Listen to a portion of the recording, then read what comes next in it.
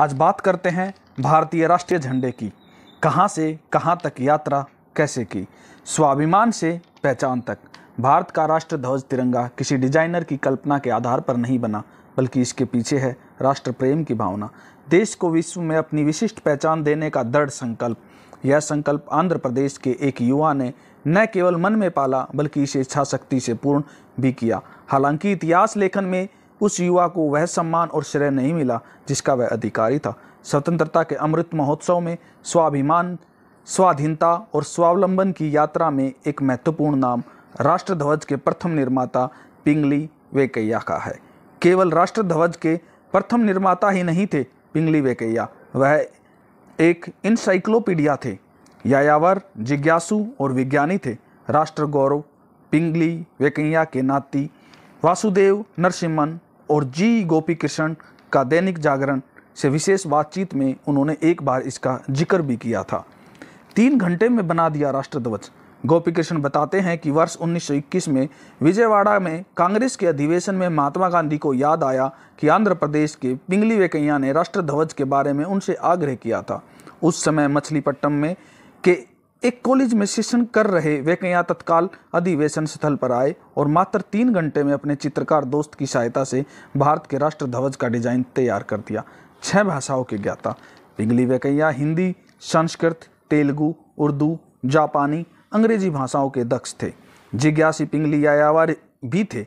उन्होंने श्रीलंका यानी कि तब के सिलोन में अर्थशास्त्र पढ़ा। लाहौर के डीएवी कॉलेज के प्रोफेसर गोथे से जापानी भाषा सीखी। भूगर्भ शास्त्री के रूप में भारत के हीरो और रत्न पत्थरों पर पिंगली वेंकैया ने पुस्तक भी लिखी। उन्होंने कंबोडिया के लिए कपास की हाइब्रिड वैरायटी बनाई, जिससे वेंकैया कॉटन कहा जाता है। साहस और समृद्धि के प्रतीक थे रंग। गोपीकृष्ण आगे बताते हैं कि 31 मार्च 1921 को प्रारंभिक डिजाइन में केवल लाल और हरे रंग की पट्टी थी। वेंकैया की भावना हरे रंग को समृद्धि और लाल रंग को आज़ादी की लड़ाई के प्रतीक के रूप में चित्रित करने की थी।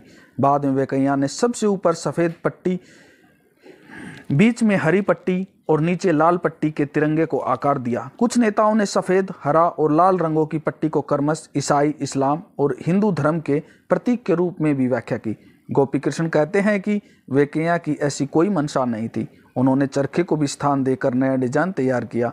कांग्रेस के लाहौर अधिवेशन में पहले चरखे वाला तिरंगा झंडा फहराया गया। आंध्र प्रदेश के कृष्ण जिले के पेड़ा कलेपल्ली गांव में जन्मे पिंगली वेंकैया की पुत्री सीता महालक्ष्मी के छोटे बेटे जी गोपीकृष्ण की भावनाओं को फोन पर बातचीत में अनुभव किया जा सकता है। गोपीकृष्ण कहते हैं कि वह स्वतंत्रता सेनानी होने के साथ भाषाविद, भूगर्भ शास्त्री, कृषि वैज्ञानिक, भारतीय संस्कृति के प्रबल समर्थक, रेलवे तकनीशियन जैसे न जाने कितने परिचय जोड़े रहे। उनके जीवन का सबसे अहम पहलू था यायावरी। देश दुनिया देखने और विभिन्न संस्कृतियों को जानने पहचानने की लालसा ने ही उन्हें वह ज्ञान दिया जो किसी पुस्तक में नहीं मिलता।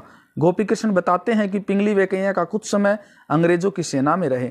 उन्होंने दक्षिण अफ्रीका के बोअर युद्ध में मात्र 19 वर्ष की उम्र में भाग लिया। ब्रिटेन के झंडे यूनियन जैक को सलामी देते समय वेंकैया के दिल में हमेशा टीस उठती थी। युवा मन में भारत के लिए एक राष्ट्र ध्वज की परिकल्पना ने जन्म लिया। संयोग से उस समय महात्मा गांधी भी दक्षिण अफ्रीका में ही थे। पिंगली ने भारत का भी एक प्रतीक ध्वज होने की आवश्यकता को उनके सामने रखा। गोपीकृष्ण ने अपनी माँ से सुने प्रसंगों का स्मरण करते हुए बताया कि एक युवा से राष्ट्र गौरव व प्रतीक की बात सुनकर गांधी जी ने इस पर काम करने के लिए कहा। पुस्तक लिखकर ध्वज पर कराया था मंथन उन्होंने। गोपीकृष्ण बताते हैं कि पिंगली ने भारत का राष्ट्र ध्वज तैयार करने से पहले विश्व के कई देशों के राष्ट्रीय झंडों का अध्ययन कर उस पर एक पुस्तक प्रकाशित की। पुस्तक के माध्यम से उन्होंने प्रश्न उठाया कि भारत की कोई गौरव पताका क्यों नहीं है। उन्होंने कांग्रेस के वरिष्ठ नेताओं से लेकर उस समय के वरिष्ठ सामाजिक कार्यकर्ताओं के बीच यह पुस्तक वितरित कर राष्ट्र ध्वज की आवश्यकता और महत्व को मंथन के विषय के रूप में स्थापित किया। यही चर्चा आगे बढ़कर तिरंगे के निर्माण का आधार बनी। आज हम और आप जिस तिरंगे को गर्व से देखते हैं, फहराते हैं और सलामी देते हैं, वह सिर्फ भावनात्मक ही नहीं बल्कि वैज्ञानिक रूप से भी बहुत सटीक है। इसमें रंगों का चयन का आधार भले ही भावनाओं से प्रेरित बताया जाता है, लेकिन इसके पीछे विज्ञान भी है। हमारे राष्ट्र ध्वज के प्रयोग में किए गए रंग देखने वालों की आंखों पर विशिष्ट प्रभाव डालते हैं। जेएनयू के school of arts and athletics में विजुअल स्टडीज के प्रोफेसर व आर्ट हिस्ट्री के विशेषज्ञ वाई.एस. अलोनी बताते हैं कि चित्रकारी या किसी आर्ट फॉर्म की व्याख्या करते समय एक शब्द का प्रयोग किया जाता है, ग्रे स्केल। रंगों का संयोजन आंखों के माध्यम से मस्तिष्क पर सबसे ज़्यादा प्रभाव डालता है।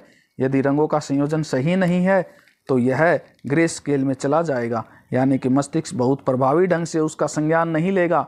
हमारा तिरंगा रंगों के इस डिजाइन का इसका सटीक उदाहरण है। सोचिए, यदि सफ़ेद रंग को ऊपर या सबसे नीचे कर दिया जाता तो क्या इतना प्रभावी होता? केसरिया हरा दोनों ही रंग उभरे नहीं पाते। बीच में सफ़ेद रंग की पट्टी दोनों गहरे रंगों को थामती है और उनका प्रभाव बढ़ाती है। नए संसद भवन पर हाल ही में लगे अशोक स्तंभ की कांस्य प्रतिमा स्थापित करने वाले शिल्पकार लक्ष्मण व्यास इस संबंध में कहता है कि केसरिया, सफ़ेद और हरा अपने आप में संपूर्ण रंग माने जाते हैं। किसी भी पेंटिंग या रचना में इन तीनों रंगों का प्रयोग से कलाकार अलग प्रभाव उत्पन्न करने का प्रयास करते हैं। इसी कारण हमारा राष्ट्र ध्वज एक ही छटा बिखेरता दिखता है। तो आओ आज इसी बात पर एक बार फिर से प्रणाम करें अपने राष्ट्रीय ध्वज को। जय हिंद।